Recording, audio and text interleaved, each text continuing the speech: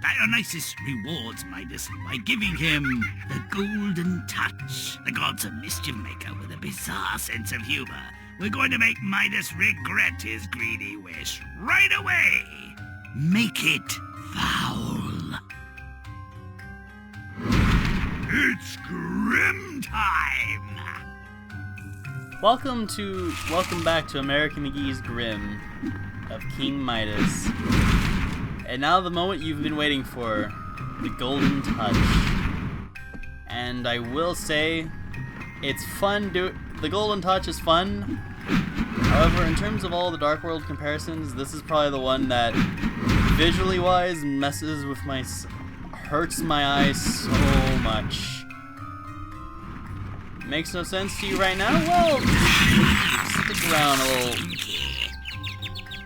stick around a little longer and it will make all the sense. As everything turns gold in here, including kites. Everything you can possibly imagine turns gold. The flowers, the podiums, the sky, everything. The doors even. Basically, we are making Dionysus pay for his greed. Even houses turn into gold. Can't really do much when there's no reason for it. Even the children become gold. No one is safe from Midas's greedy as hell touch. And yeah, this is pretty much where the gold texturing kind of begins to start hurting my eyes. When there is just gold everywhere and missing textures even. Oh joy. I haven't seen those float around in like ages. Yeah, that's pretty much what those little planes are. It's basically a texture that's supposed to be there, but not, but floats. Oh, doth it float. Stop it! So yeah, welcome to this part. Where everything gets Don't there. delay, but stop away!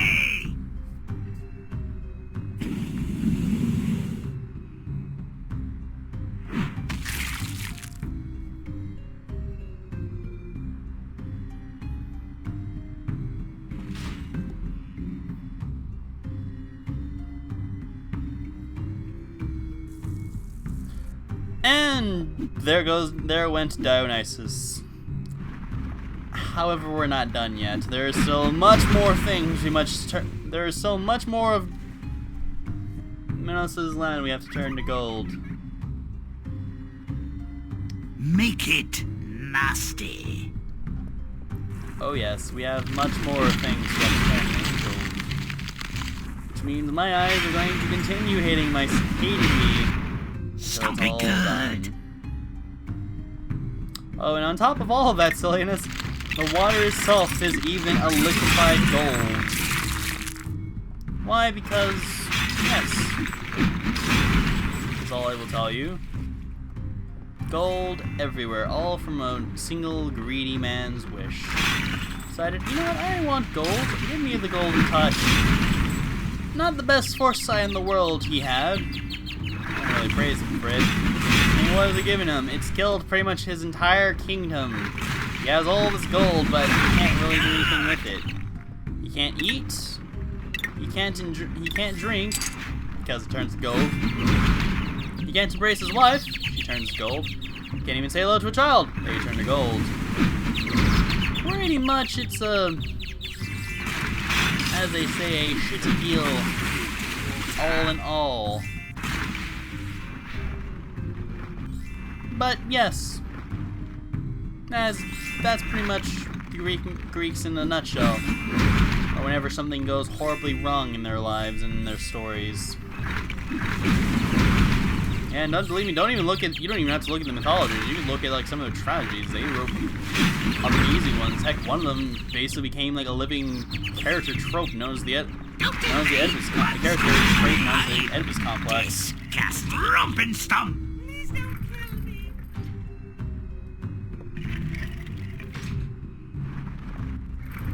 And for those who don't know what that is, well, I'm not going to tell you anymore, but just say, watch Oedipus Rex and you will understand everything. And time to turn gold the rest of these cleaners.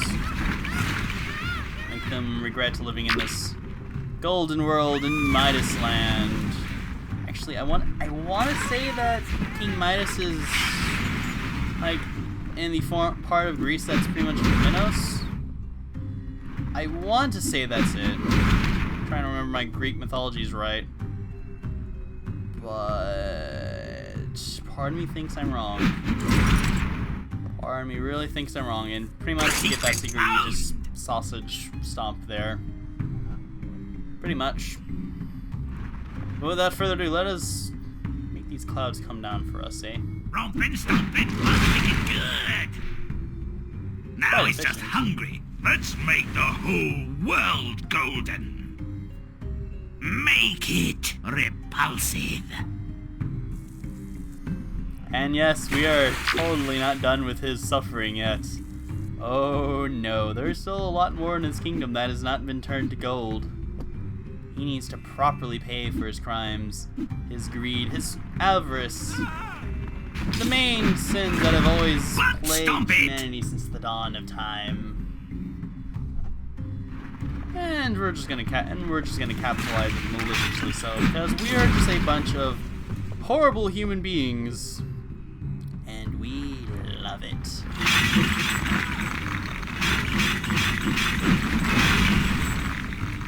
Oh yes, it's so good.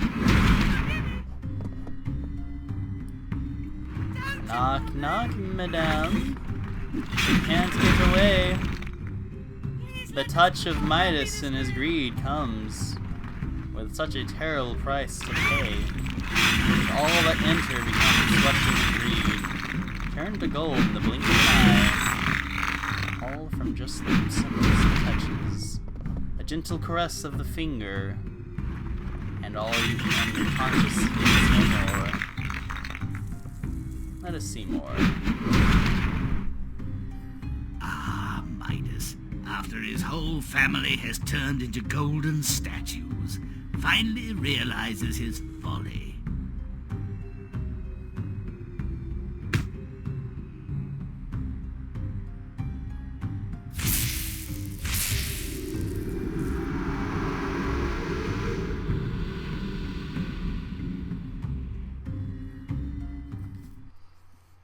Now, I won't lie, what happens next scene, if it's what I think it is, it's gonna be really cool. So, without further ado. Let's stomp them into submission! Make it disgusting. Okay, so, not exactly what I thought it was. Instead, it's just the revenge of the gold.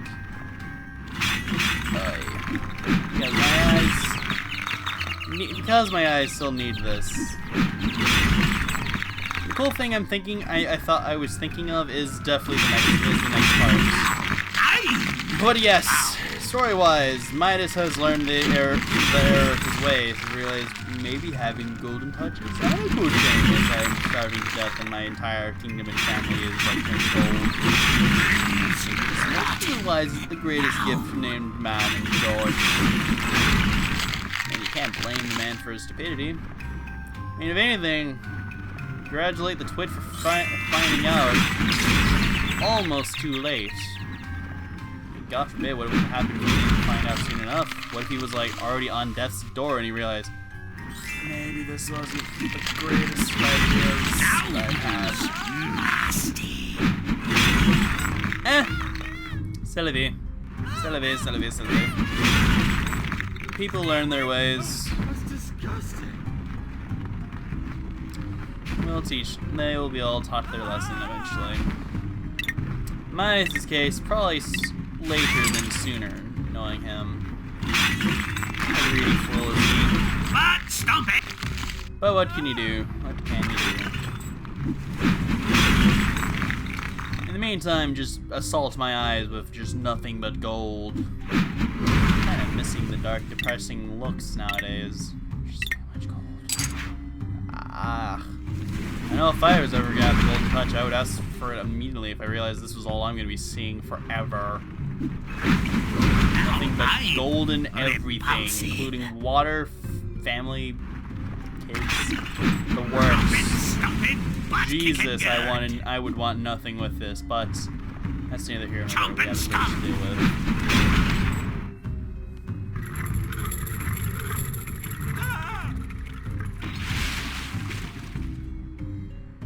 So Dionysus lets Midas escape from the curse he brought on himself. And there's no punishment for his idiocy? No repercussions? I don't think so. This ought to be a catastrophe! Make it putrid. And Grimm, thinking like a proper Greek, is going to do exactly what should have been done long ago. And you see, the Greeks always have this strange sense of humor. The gods having an even more twisted one, where, you know, Stop it good. You don't just make things happen without a reason. And God knows, you don't just make a guy, you just don't suddenly force a man from not having the ability to turn things gold just with that. When you kind of did it to make fun of the fact that they're a greedy prick. Oh, no. Don't. You know why? Because that would be too simple. You see, the ancient Greeks made their stories in such a way that it was kind of to forewarn people. At least when they weren't the heroics like your Hercules, your Perseus, or even your, dare I say, your Argonauts of Jason, or Theseus maybe even. And hey, if you had people like this, these were tales that were meant to scare the shit out of you, to warn you. Be good, don't be a greedy prick, or well, this would happen.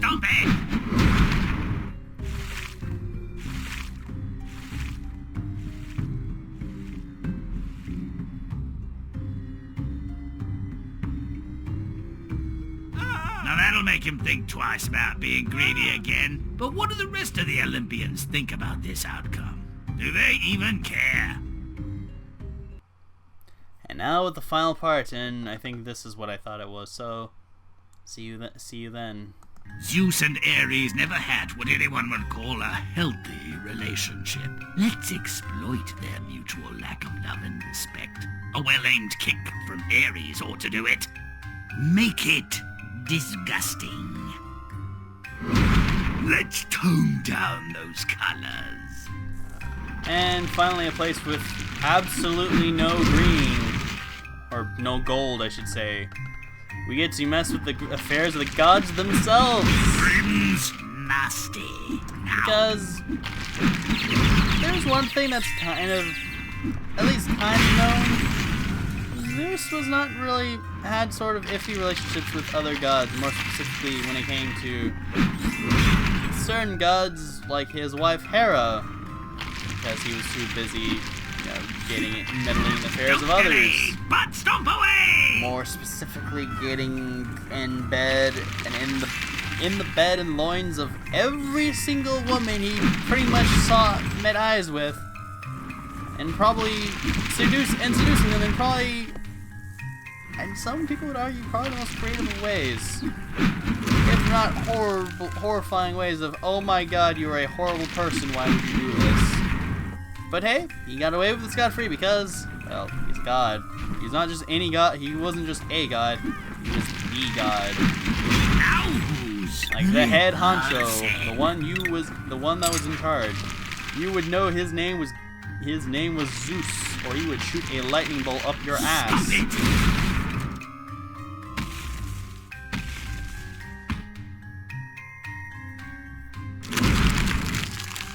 Make it putrid.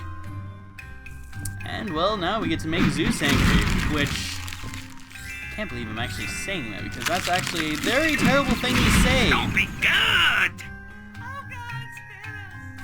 Because all the gods were sort of vengeful pricks who kind of just punished humans whenever they just kind of so much as felt like it, even when they were, you know, bringing them into their own, when they were punished. Why is this getting clean? What on earth is going on? Jesus. I can't even understand. That needs to stop, please.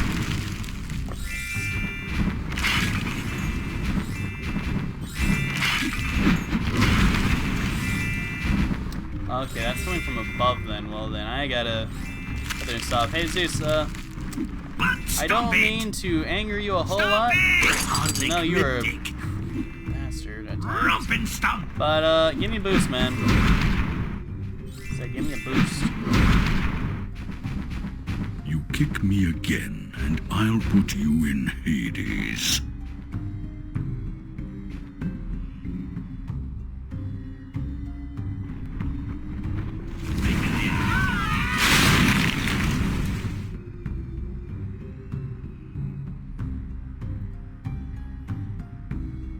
Make it vile. And welcome to Greece in the Eyes of the Gods, which is pretty much a giant playset that gods pretty much work around with for their amusements. The worst kind. Not a pleasant sight, fair enough. But the gods did it themselves. Did they care? No. So what are we gonna do? We're just gonna make this place frightfully miserable. Delightfully so, even. And pretty much get Zeus and may or may not getting Zeus and Ares in a fist fight to the death, possibly. Arguments over just simple stupidity. Probably like there's not enough wars, or I hate you, uncle, or brr brr brr. Other nonsensical non sequitur here. I don't know. The affairs of the Greek gods have always been rumored to be very silly, very silly things in the end. But with that, this has been King Midas, and I have been your host, Genesis013, and well, I leave you all in the hands of Grimm. What was that?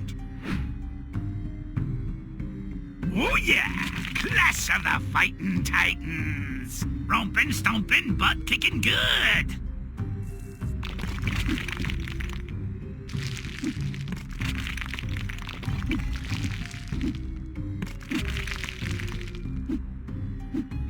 Stomping good!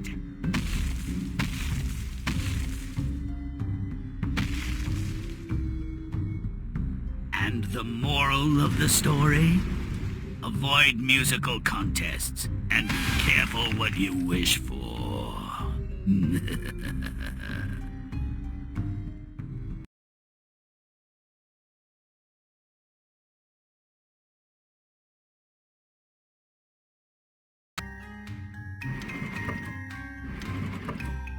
The old saw, beware of Greeks bearing gifts, falls far short of the whole truth, doesn't it? When the gods are involved, keep your hands to yourself and your mouth shut. Things are rarely what they seem. Midas wishes the gods had held this party on somebody else's patch. Midas, you pusillanimous donkey's derriere. Wear these ears to improve your hearing. Why did I accept this invite? What was I thinking? Apollo wins every argument. His sisters are harpies. I'm one miserable ass. Oh, whoa. Midas, an egotistical, vainglorious narcissist, has taken extreme measures to conceal his ears. Ears? What ears? Don't toy with me, you dead man talking. You know perfectly well I have ass's ears. No, I don't. No, I don't. No, I don't. Ah, Your Majesty, I'm the last barber in the kingdom. I wondered when you'd get to me. I know you'll keep my secret. You have no one to tell it to. Everyone you've ever known has been exterminated. Well, if you don't mind, I think I'll cut and run. The barber was not about to become another casualty of his profession. He out-Midas'd Midas.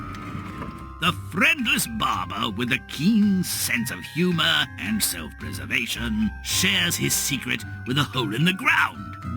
Midas is a homicidal maniac with the ears of an ass, the brain of an ant, and small-sized nether regions. Midas is a homicidal maniac. Maniac. Maniac. Maniac. Maniac. Maniac.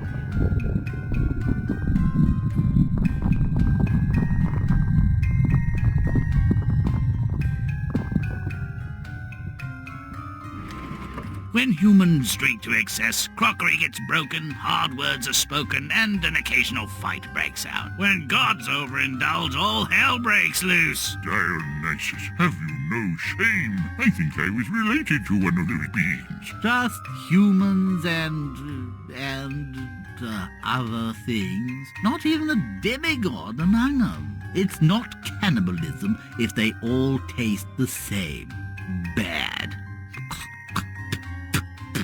Stay still, Midas. This will only hurt if you move. Heard that before. Not today, you drunken old goat. I'm sure Marcius meant no harm, Midas. He was just a bit peckish, and perhaps slightly smashed. Name your price. We'll keep this among friends. I want a golden touch. I want it now. Wants it now, does he? He refuses to consider the consequence of his wish. How can wishing for a fine thing go so wrong? Why isn't gold always good? Enough useless questions. Midas, go to the river Patroclus and wash your wish away. Well, they all died rich and entombed in golden coffins. Trust Midas to put false face on the catastrophe he caused. And the Olympian gods, jealous of their powers and big on object lessons, remind him that he made a big mistake. Zeus and Ares keep picking at one another. Midas and his behavior with Apollo and Dionysus is just a cover. They've each consumed 30 hogsheads of nectar. Tempers are frayed. I'm thinking you want to get rid of me, like I got rid of your grandpa. It's not going to happen. You're always putting me down and making me feel worthless. I've had enough. And like every ungrateful child that's had enough, you want more. More of this!